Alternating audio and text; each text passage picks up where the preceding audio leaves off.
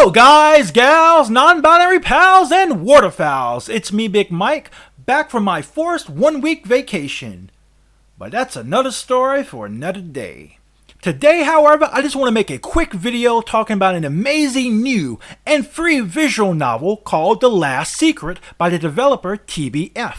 And fam, I've been working with visual novels, I've been playing visual novels for several years, and believe me when I say this, I think this truly is something special. So just a heads up, this is going to be a spoiler-free video. So I'm trying to be very cautious with this because as a visual novel, you know, the story is the central idea. The story is the central attraction here. So I want to be very careful and not spoil anything. So as a result, I will only be discussing the first chapter or two of it. So I'm going to divide this review into different parts where I talk about different aspects of the game. And the first aspect I'm going to be discussing is the characters. And right off the bat, fam, I can tell you one of the most important aspects of any visual novel are the characters. And the characters here are all very quirky and memorable. But let's take a closer look at the main cast, or at least the main cast as they appear to be in the first two chapters.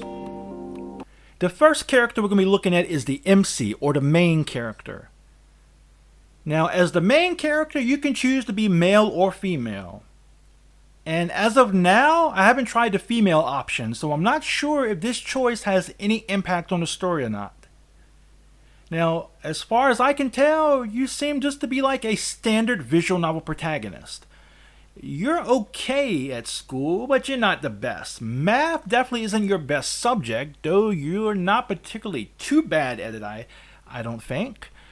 However, you seem to be pretty good at Go, but you're not as good as the other characters as well. Now, the next main character we're going to be talking about is Malin? Please forgive me, I'm unsure how to pronounce that. Now, she is the yellow hairband wearing, perhaps love interest of the main character. I say perhaps because the mother of the MC makes a passing remark that she wouldn't like it if she knew the MC was having dreams about other girls. So maybe she's the MC's girlfriend, or maybe she just has a crush on them. I don't really know, but I'm kind of leaning more towards her being the GF based on how they interacted with each other at the Go tournament. Now, if that yellow hairband reminds you of something, then you're not alone, fam. According to the developer, she was inspired by Haruhi Suzumiya from the melancholy of Haruhi Suzumiya. And to be honest, I think I can detect some of Haruhi's personality in Malin too. And the next character we're going to be discussing is Karina. She's the super smart, eccentric math whiz. Well, calling her a math whiz may be a bit of an understatement. She's not just really good at math, she loves math. Like maybe she's in love with math. I feel confident that she would marry math if math would pop the question. One of the more interesting things about her is that she loves to wear math-themed hoodies. But underneath the uniqueness that is Karina lies a really warm and sweet character. Surprisingly, she is my favorite character that I've encountered so far. I say surprisingly because Math and we don't get along too good. I personally wish Math would grow up and learn to solve its own problems. But all jokes aside, she has me thinking that even though I don't like math problems, I may have enjoyed a math theory class. So big kudos to you, TBF. And the final character we're going to be talking about today from the main cast is Hong Kong. He's very intelligent, and at one point he's even called a walking Wikipedia. He spends hours every day practicing Go, and it shows, fam, as he's a Dan in Go, which is comparable to a black belt in martial arts. He's also quite an accomplished musician, as he is said to be substituting for a famous band at a musical festival.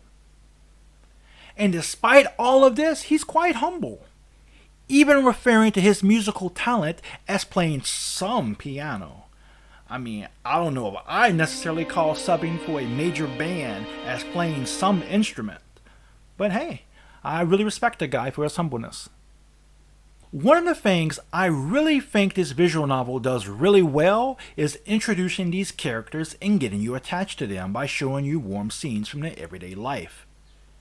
Now, this is a popular method to use in visual novels. Key, for example, used it in Air, Canon, and Clannad, and Dan Salvato did the same thing with Doki Doki Literature Club. Now, with those visual novels, this was used to make a twist have a harder emotional impact. With Key's works, this was used to make a tragedy feel more sad, while with DDLC, this was used to give the horror a much greater shock. So I'm quite interested to see if the developer behind The Last Secret will use this technique in a similar way. Now lastly, there are some other characters as well. There are several small characters that are quite colorful, such as Punk or the child you play Go against. I feel like we could see Punk again, but I get the feeling that the child was maybe a one-off character used for comedic purposes. Now there's also a pink-haired girl, but seeing as she is seen prominently in the intro as well as promotional materials, I feel like she's going to be a main character later in the story. The next aspect I want to discuss is the setting. Now the story is set in the real-world city of Hamburg, Germany. And one of the many things I quite enjoy about it is the fact that it draws on this locale, its geography, and its culture too, in its storytelling. Now, while on the subject of culture and world building, even though the story is set in Germany, Chinese culture plays a huge role in it, as both Milan or Malin and Hong Kong are either Chinese immigrants or from Chinese immigrant families. Also, the traditional Chinese game Go is featured quite heavily in the story, and while I know virtually nothing about it, this visual novel makes me want to learn how to play. And now let's talk about the aesthetics. Now, one thing I really enjoy about this visual novel is that the developer has used all of the methods at their disposal to tell the story and to make it as interactive as possible. Throughout this game, you'll find 2D animated scenes as well as some CGI animation as well. And both of these are used to beautifully set scenes or to give the player a sense that something abnormal is happening. Like when an MC has a vision of accidentally putting his Go piece in the wrong place and then it actually happens. The scenes or backgrounds seem to be a mix of styles.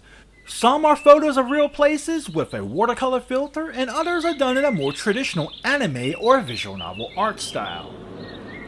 I think the watercolor scenes work really nice here to add to that warm feeling of the story. One other thing I'll touch on here, again, is the Chinese influence. It permeates throughout the novel and can be seen in the design of some of the opening scenes. But it can also be heard in the music. Here, have a listen.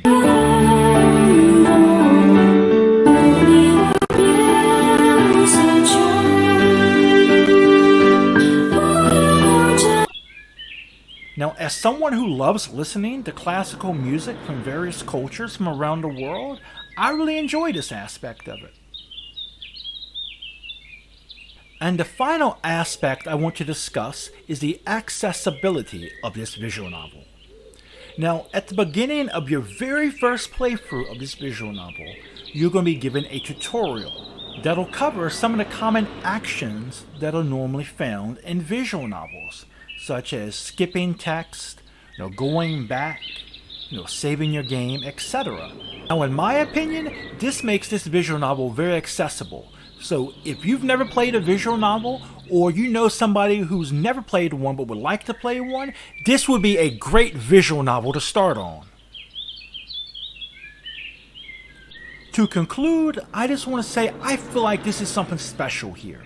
And I can easily see how this is an award-winning game. This game, in fact, took home quite a few awards, and I'll put those on the screen now for you to see. But again, I really do think this is something special, and I look forward to finishing this visual novel, as well as checking out this developer's future projects. But as always, don't take my word for it. Be sure to check this game out for yourself and come to your own conclusions. And you have absolutely nothing to lose.